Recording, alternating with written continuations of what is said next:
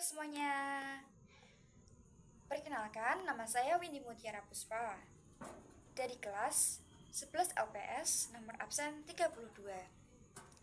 Pada video kali ini, saya akan memberikan reaksi sekaligus sedikit penjelasan mengenai video yang berjudul Periodisasi Pemberlakuan UUD di Indonesia.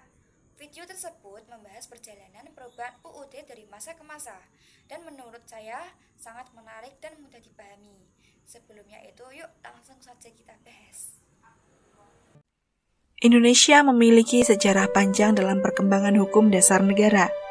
Pemberlakuan Undang-Undang Dasar atau UUD di Indonesia melalui berbagai periode. Hal tersebut mencerminkan dinamika politik dan perjuangan bangsa. Nah, sekarang kita perhatikan bagaimana periodisasi pemberlakuan Undang-Undang Dasar di Indonesia secara singkat. Periode Undang-Undang Dasar 1945. Setelah Indonesia memproklamasikan kemerdekaannya pada 17 Agustus 1945, Undang-Undang Dasar 1945 atau yang lebih dikenal dengan UUD 45 resmi berlaku. Undang-Undang Dasar ini disusun oleh Badan Penyelidik Usaha-Usaha Kemerdekaan Indonesia atau BPUPKI pada 1945 dan menjadi dasar negara hingga sampai saat ini. Undang-Undang Dasar 1945 mengatur struktur pemerintahan, hak asasi manusia, dan tata negara. UUD 1945 yang pertama kali disahkan pada 18 Agustus 1945 ini tetap menjadi dasar hukum meskipun terdapat beberapa perubahan dalam perkembangannya. Yang kedua, periode konstitusi RIS.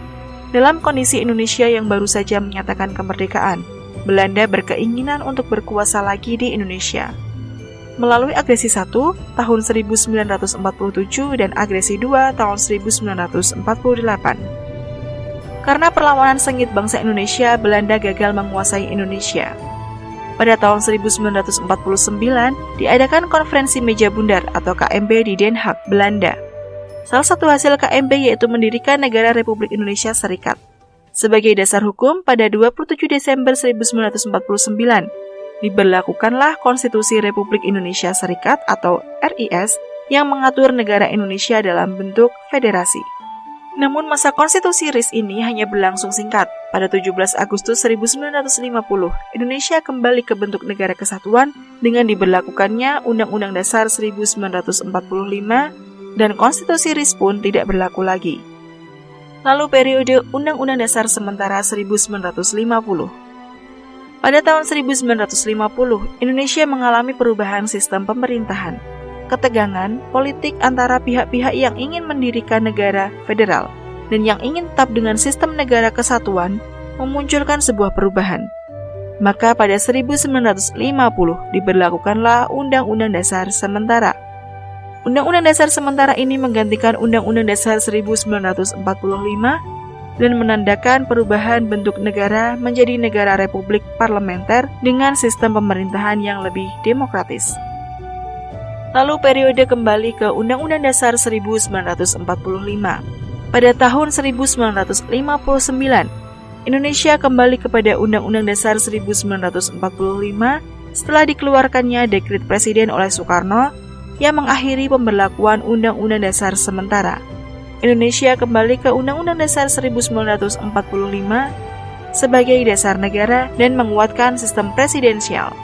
Di bawah pemerintahan Orde Baru yang dipimpin oleh Presiden Soeharto, Undang-Undang Dasar 1945 digunakan tanpa perubahan signifikan hingga akhir 1990-an. Lalu periode Undang-Undang Dasar 1945 pasca amandemen.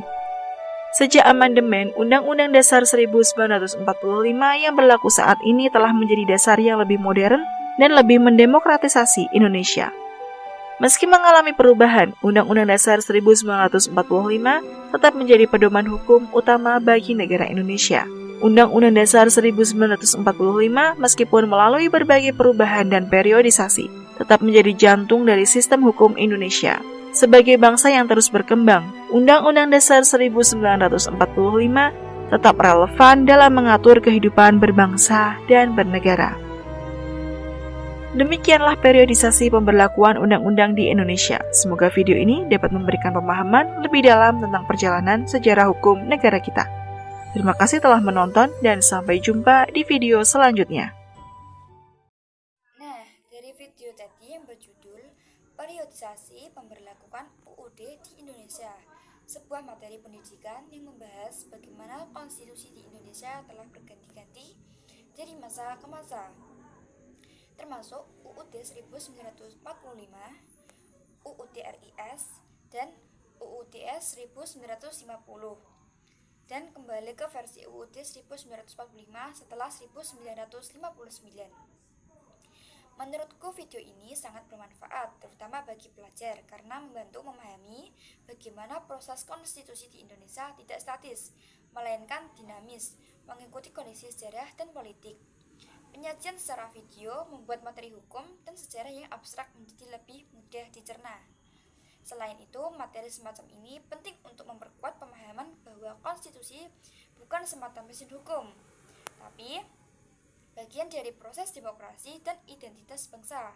Dengan mengetahui periodisasi UUD, kita bisa lebih menghargai bagaimana hak dan kewajiban warga negara dibentuk dan berubah sesuai zaman serta menghargai perjuangan generasi pendahulu. Sekian dari video saya, kurang lebihnya saya minta maaf. Wassalamualaikum warahmatullahi wabarakatuh.